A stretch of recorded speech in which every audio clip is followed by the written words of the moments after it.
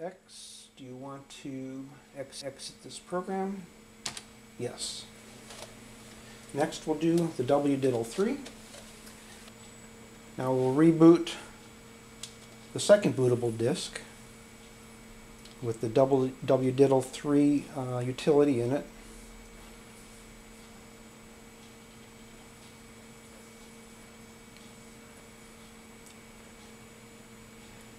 Press Enter to boot from CD.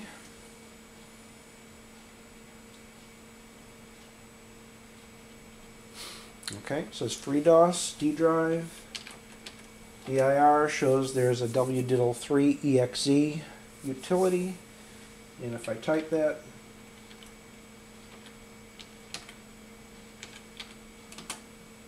now I use /?mark to see the help.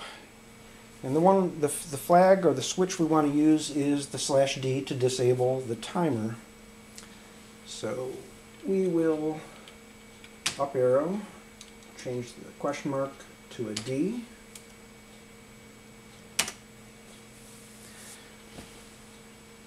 Okay, and it's found my 3 drives. The last one is the one I was interested in. Timer is enabled and set to 62 minutes, which is basically disabled.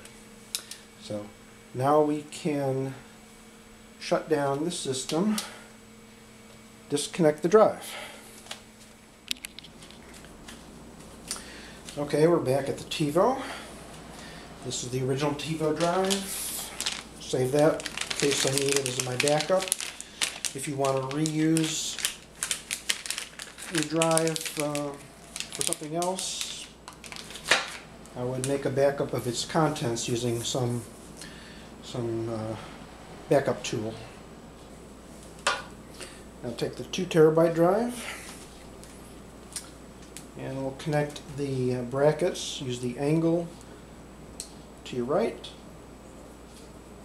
the connector on the drive to your left, and the circuit board up.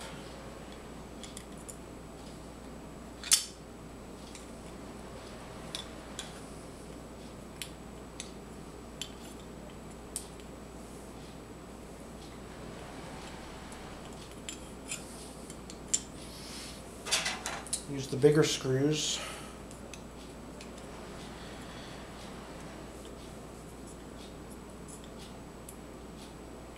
The bigger screws use the 15 Torx bit, though the 10 will work if the screws are not too tight.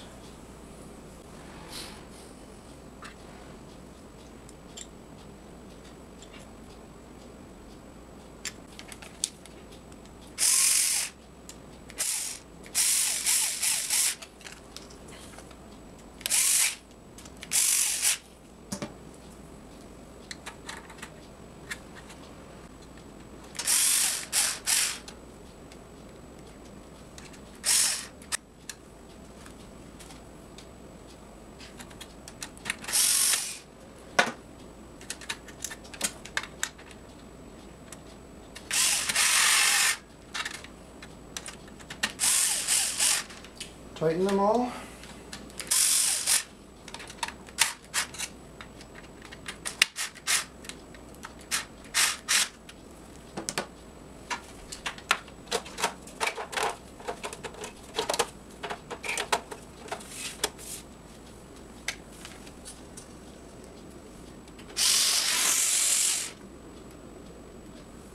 Okay, now to move it in the cabinet and see that it boots.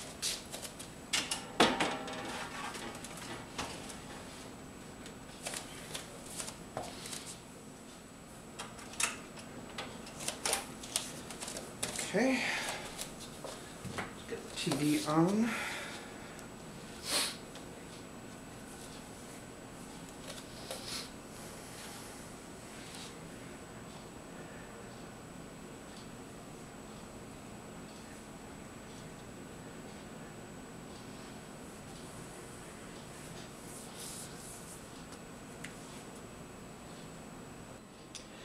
Well, I'm getting blinking lights and no picture on my TV. And the reason was, that I'm thinking, is I did not connect the hard drive cable, so I'll pull out the Tivo, reconnect the cable. Let's see if we have a better... Okay, now let's try this again. It's a matter of reconnecting our SATA cable. We should have better luck this time. Okay, back for a second try. I wonder how many of you noticed that I had forgotten to connect the hard drive when you were watching the video. So it's now connected in place. I just have to plug in the power and see if we have any better luck this time. Ah, good, okay.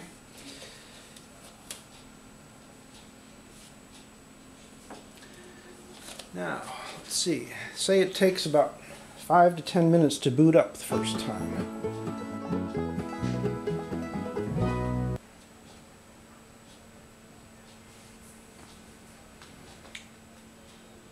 So far, so good.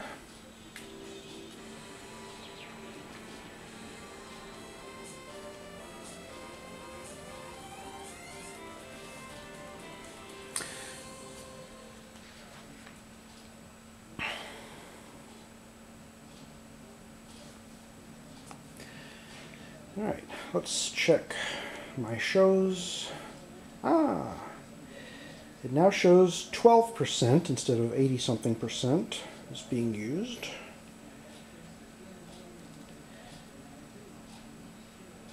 And let's check the settings, account info.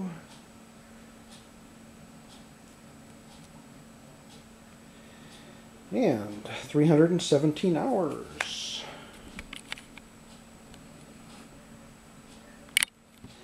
I did it. Well, the reboot took under 10 minutes. The whole job took me about 4 hours. 3 hours of that was waiting for the copy to complete, and the other hour was the disassembly and reassembly and the booting. Okay, we had a very successful upgrade of the Tivo Premiere from 320 gig to 2 terabytes and increase my recording hours substantially. So, let's have a summary of what we did. First, we disconnected the Tivo from the stereo system. We opened the case using a Torx 10 and Torx 15 bits. There's 4 screws to remove the cover, 4 screws to remove the disk drive, and another 4 screws to remove the brackets that hold the disk drive. Then we took the disk drive over to the computer. It's a Windows PC, and booted up a Linux CD to actually copy all the contents of the old drive to the new drive. This took about 3 hours, and after that step was done, there were 2 more steps. There was the expand step to expand the data that was copied from the 320 image to the full size of the hard drive. And then we did a supersize, which gives an extra 20 or so gigabytes available on the drive. That was the first major software step. The second one was the acoustic level reduced to make the drive quieter. It's called AAM, the Automatic Acoustic Manager, and we set that to 128, or the lowest setting possible, using the Hitachi feature tool. You can also use a tool called HD Scan, and I have information about that on the notes.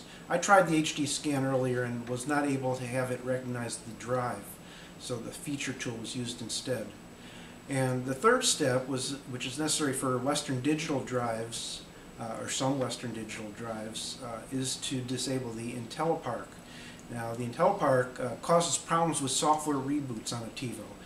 And a software reboot is when you go through the menus and select to reboot your Tivo, or perhaps you get an upgrade over and it attempts to reboot overnight. With the IntelliPark issue, the reboot will hang. it will boot successfully from pulling the plug and reinstalling the plug, but that Western Digital IntelliPark system has to be disabled for the boots to work okay on the Tivo.